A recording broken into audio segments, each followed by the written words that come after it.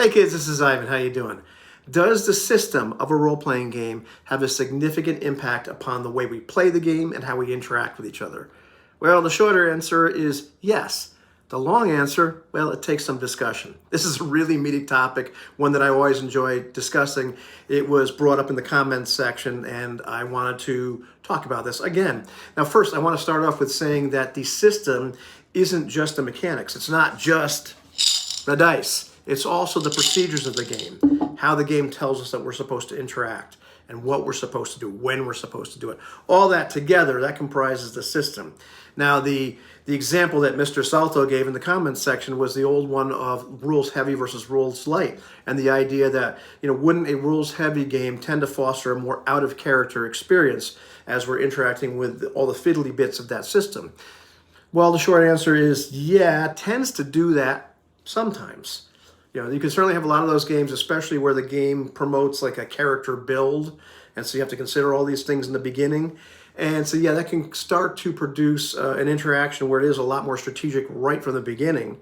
And in a lot of games also, very often they have a lot of these fiddly bits and the optimal thing to do here or there, and it can become very strategic. And once again, we start interacting with each other in a very out-of-character manner and interacting less with the imagined situation and more with what should we do based upon the various components of the game. It starts to become a game with a capital G. However, for some of us, this is more of a realistic look at the situation. If a game does a really good job at modeling like what combat is really like, and there are some games that do that very, very well, those among us who know what combat is really like tend to appreciate that, and for them it's much more immersive, and it can actually lead to a more in-character experience.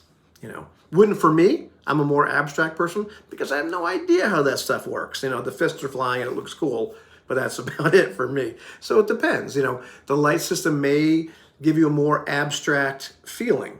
However, there's a lot more to it than that. A linear die system as opposed to a die pool system, well, that can produce a very different feeling. And no, linear die systems are not swingy. That's a different topic.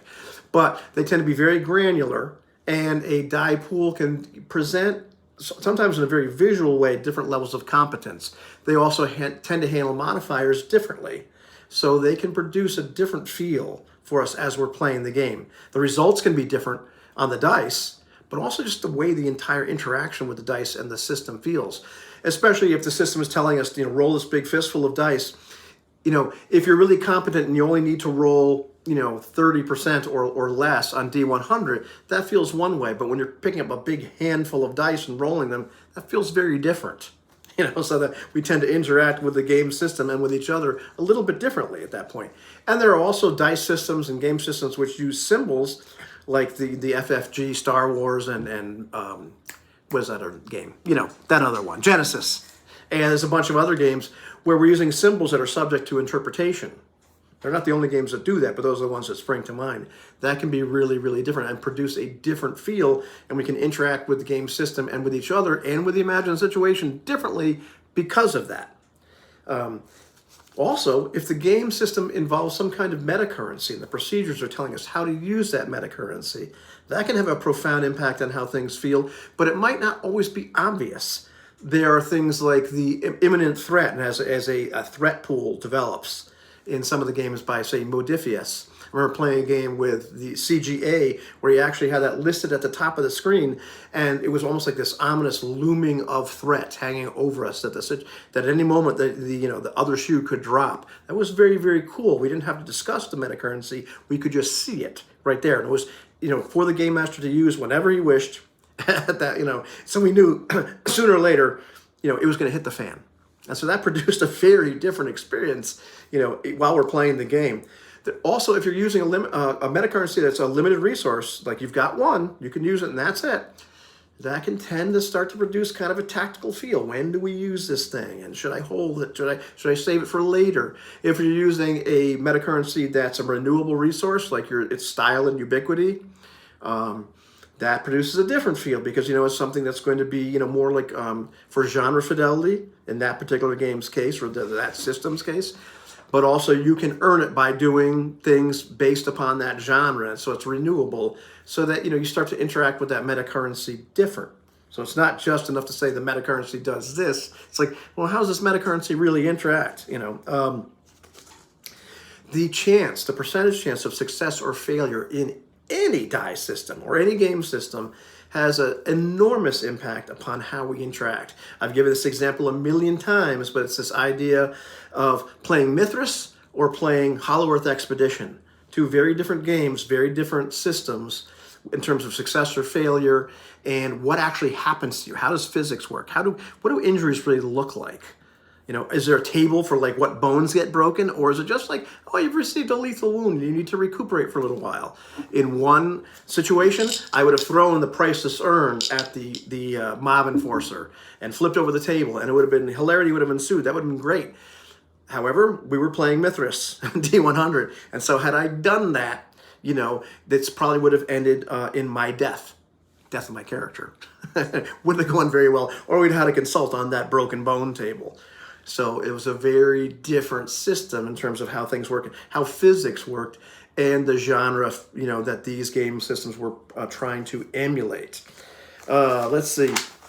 What is this supposed to say? I don't know. But, sometimes games have explicit procedures in place, and these explicit procedures are telling you that you're supposed to make decisions for out-of-character reasons. You're supposed to stop everything and talk about, well, what would be the best thing for the story at this moment, or what would be the most appropriate thing, or there's an obstacle that shows up and now we have to, because of the game procedures, we now have to consult like this person's, arc or whatever it happens to be. It tells us how to do something. At that point, we're approaching how we interact with the games and with each other very, very differently, because maybe it's telling us we have to have this discussion. I remember what this was supposed to say. My handwriting is terrible. I just read a question in a Facebook group where they're talking about game design, and the person was talking about a mechanic they put in their game. They had it play tested, and one player had an issue with it. Most other players didn't have an issue with it. And the idea was, in a gunfight or some kind of altercation, but it was a gunfight, you could elect as a player to have your gun run out of ammo in exchange for what would equal a hero point. It was something that you would get this other renewable or this other resource to spend later so you could do the thing.